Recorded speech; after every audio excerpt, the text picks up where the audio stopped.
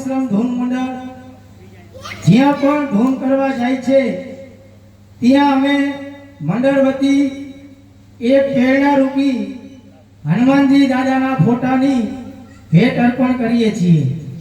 હું અહીંયા અત્યારે અમારા મંડળ વતી સુમિતભાઈને નમ્ર વિનંતી કરીશ કે તેમના દાદીમાની શ્રદ્ધાંજલિ નિમિત્તે અહીં આવી અને અમારા મંડળની ભેટ સ્વીકાર કરે।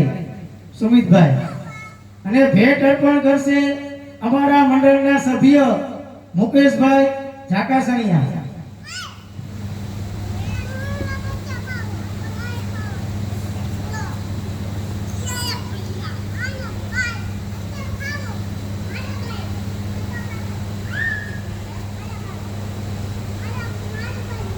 बोलिए हनुमान जी महाराज की जय।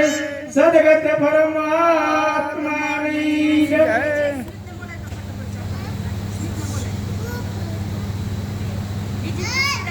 અમારું આ પરિશ્રમ ધૂન મંડળ મોરબીથી 50-60 કિલોમીટરના ગામડાઓમાં ધૂન કરવા જાય છે।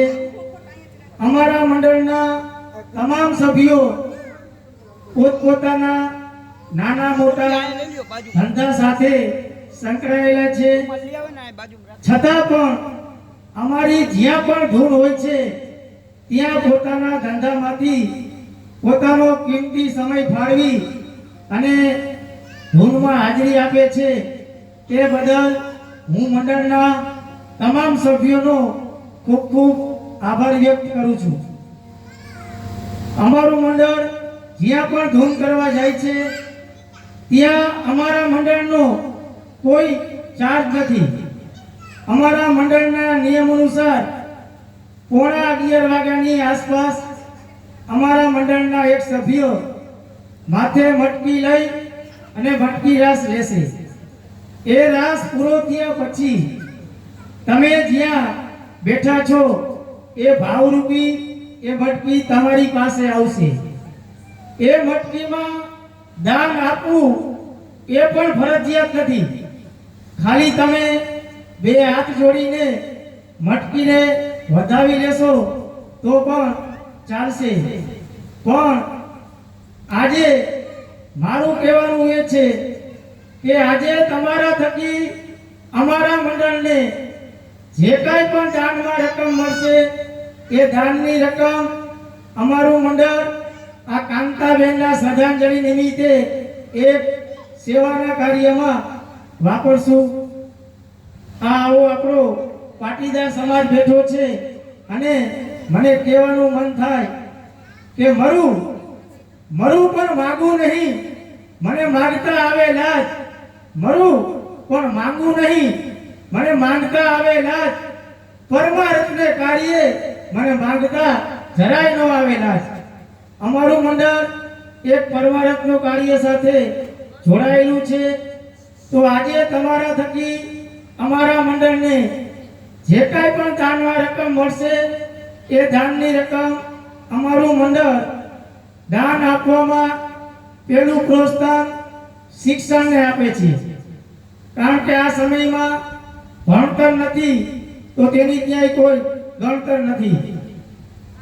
આપણા સમાજમાં ઘણા બધા એવા ગરીબ વિદ્યાર્થી છે જે વિદ્યાર્થીઓ ભણવામાં હોશિયાર છે પણ પોતાના ઘરની પરિસ્થિતિ નબળી હોવાથી, ઘરમાં કાંઈ આવકનો સોર્સ ન હોવાથી તે વિદ્યાર્થીઓ ફી વાકે પોતાનો અભ્યાસ ત્યાંથી અટકાવી દે છે। તો આપણા સમાજમાંથી વાયા અમારા મંડળને એવું સૂચન આવે છે કે ખરેખર આ વિદ્યાર્થી ભણવામાં હોશિયાર છે પણ તેમના ઘરની પરિસ્થિતિ નબળી હોવાથી તે વિદ્યાર્થી પોતાનો અભ્યાસ અટકાવી દે છે। તો તેવા વિદ્યાર્થીઓની જે પણ વિદ્યાર્થી જે સ્કૂલમાં ભણે છે ત્યાં સ્કૂલમાં અમારા મંડળના 2 સભ્ય જઈ પ્રિન્સિપાલ સાથે તથા સ્કૂલના સંચાલક સાથે વાતચીત કરી અને એવા વિદ્યાર્થીઓની અમારું મંડળ ફી ભરે છે. બીજું અમારું સેવાનું કાર્ય કે આપણા સમાજમાં ઘણા બધા એવા ગરીબ વિધવા બહેનો છે, જે વિધવા બહેનોને ઘરમાં નાના નાના બાળકો છે, એકાદા બે વૃદ્ધ છે અને ઘરમાં કાંઈ આવકનો સોર્સ નથી, તેવા વિધવા બહેનોને અત્યારે અમારી મંડળ પાસે એવા 32 વિધવા બહેનો છે, જેને અમારું મંડળ દર મહિનાની પહેલી અથવા બીજી તારીખે 1500 રૂપિયાની રાશન કીટ બનાવીને એ 3200 બહેનોને રાશન કીટ પહોંચાડે છે. અને ત્રીજું અમારું સેવાનું કાર્ય કે આપણા સમાજમાં કોઈ એવા ગરીબ ઘર હોય અને ગરીબ ઘરના કોઈ પણ વ્યક્તિ હોસ્પિટલમાં દાખલ હોય અને એમને ઓપરેશન અથવા દવામાં પૈસાની જરૂર પડે તો વાયા એ લોકો અમારા મંડળનો સંપર્ક કરે છે. અને જે પણ વ્યક્તિ જે હોસ્પિટલમાં દાખલ હોય છે ત્યાં અમારા મંડળના 2 સભ્યો જઈ ડોક્ટર સાથે અને મેડિકલ વાળા સાથે વાતચીત કરી અમારા ફંડને ધ્યાનમાં રાખીને ઓપરેશનથી માંડી અને દવા સુધીનો તમામ ખર્ચમાં અમે દાન આપીએ છીએ. તો આવું અમારું પરિશ્રમ ધૂન મંડળ એક સેવાકીય પ્રવૃત્તિ સાથે જોડાયેલું છે. અને અહીંયા ધૂનમાં પધારેલા ભાઈઓ તથા બહેનો, માતાઓ, વડીલો, તમારા ધ્યાનમાં આવા કોઈ પણ ગરીબ વિદ્યાર્થી હોય કે કોઈ એવા વિધવા બહેનો હોય કે કોઈ પણ ગરીબ ઘરનો કોઈ પણ વ્યક્તિ હોસ્પિટલમાં દાખલ હોય તો અમારા મંડળનો સંપર્ક જરૂર કરજો. આ મારા નંબર આ સ્પીકર ઉપર લગાવેલા છે.